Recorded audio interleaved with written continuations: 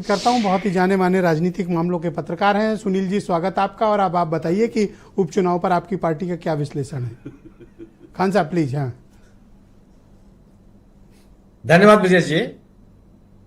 मैं किसी पार्टी के रिप्रेजेंट नहीं करता, इसलिए मेरी पार्टी का कोई दृष्टिकोण इस पर नहीं हो सकता।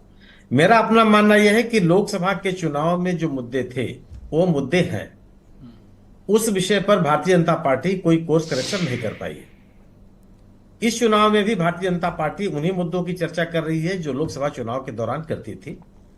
उसमें सबसे बड़ा मुद्दा इनका ध्रुवीकरण रहा है, और ये बटोगे और कटोगे कटोगे का भी जो मुद्दा है वह इसीलिए वो लेकर के आए। जिनकी बात आपने अपने शुरुआती वक्तव्य में आपने दिया कि जो जातियां, जो समूह, जो वर्ग 2014 या 2019 के चुनाव में भारतीय जनता पार्टी को सत्ता में लाने के लिए भारतीय जनता पार्टी के साथ खड़ी हुई, वो 2024 के चुनाव में बिखरती हुई नजर आई। और इसका परिणाम यह हुआ कि भारतीय जनता पार्टी को उत्तर प्रदेश में नुकसान हुआ।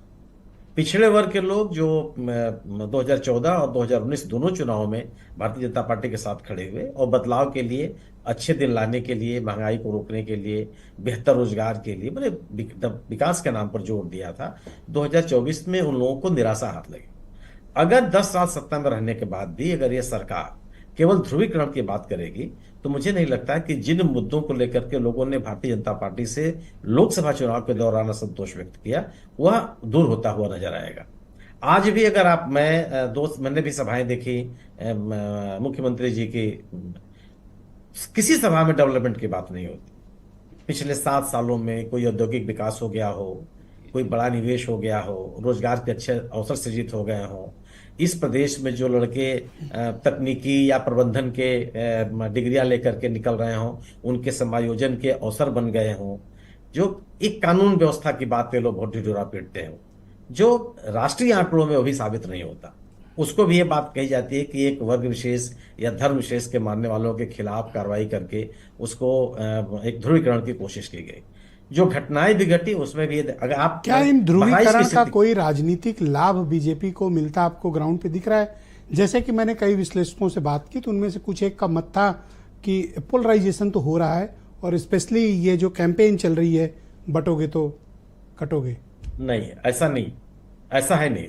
ध्रुवीकरण की कोशिश कामयाब नहीं हुई। भारतीय जनता पार्टी कोशिश इसीलिए कर रही है कि पिछड़ों में और दलितों ने जो 2019 14-19 में इनको समर्थन दिया था वह हिंदुत्व के नाम पर उनके साथ आ जाए।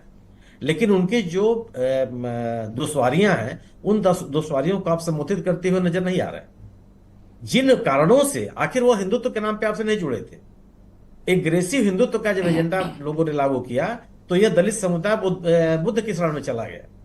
आपका तो एग्रेसिव हिंदुत्व उनको अपोजिशन ने आकर्षित इनको नहीं ऐसा करता। क्या दे दिया कि ये उसके साथ ये मोस्ट ओबीसी क्लास या एससी चले गए? ओनली क्या आरक्षण और संविधान ने, और कुछ नहीं? नहीं, संविधान का मुद्दा कोई सामान्य मुद्दा नहीं है, वो रोजगार से जुड़ा हुआ मुद्दा है। जी। आरक्षण के को सुरक्षित रखने का मुद्दा है। उनको जो संवैधानिक अधिकार मिले हुए हैं जिसके बिना पर वो प्रगति कर सकते हैं उसका एक आश्वासन है। वो केवल ऐसा नहीं कि कोई किताब पढ़ने की बात कर रहे हैं। ये इन पिछड़ों को, इन दलितों जी। को, समाज के वंचित वर्गों को ये लग रहा है कि संविधान के अलावा अन्य कोई तरीका नहीं है कि आपके आगे बढ़ने का, आपके सामाजिक तो पिछड़ेपन को दूर आपके किया जा मुताबिक जो पार्लियामेंट के इलेक्शन का आउटकम आया, रिजल्ट आया, उससे क्या बीसीज और एससीज में इस बात का उनका मनोबल बढ़ा कि अब वो बीजेपी को रोक लेंगे, या उन्हें अपोजिशन के साथ रहना चाहिए? या 2024 के चुनाव में दिखाई पड़ा, 2024 के चुनाव के बाद में भी दिखाई पड़ा। जो पिछड़ों का, किसानों का खासतौर से, आज जो कृषि क्षेत्र में लगे हुए लोगों, किसी बट जाति का हरियाणा नहीं में किया। कैसे बीजेपी ने 40% प्लस वोट शेयर मैनेज किया? वो भी तो अपने आप में बड़ा रिमार्केबल अचीवमेंट है, थर्ड टर्म पाना। जैसी सरकारों के सत्ता में आने पर ही, राजनीतिक दलों के सत्ता के आने पर ही उसका विश्लेषण नहीं किया जाना चाहिए। निस्संदेह हरियाणा में भारतीय जनता पार्टी सत्ता में आई। 2014 में जो उसको जन समर्थन मिला था हरियाणा में, उसमें 18% की गिरावट है। जी। 2019 में जो कांग्रेस को वोट मिला था उसमें 11% की बढ़ोतरी है। सवाल यह है कि एक प्रबंधन की स्थिति भी होती है। कोई राजनीतिक दल, अगर कोई राजनीतिक दल अपने चुनाव भी एक प्रबंधन है, लेकिन आप इसके आधार पर आप ये नहीं कर सकते, ये निष्कर्ष नहीं। दोनों पार्टियों में थैंक यू कितने सर। का अंतर है? आधे % से सभी कम वोटों का अंतर है। जी। तो केवल इस बिना पर कि बीजेपी सत्ता में आ गई और जन समर्थन उसने हासिल कर लिया, यह निष्कर्ष निकालना थैंक मुझे यू लगता है सर, वो बहुत तर्क शुक्रिया संगत नहीं है। आपका। मैं इस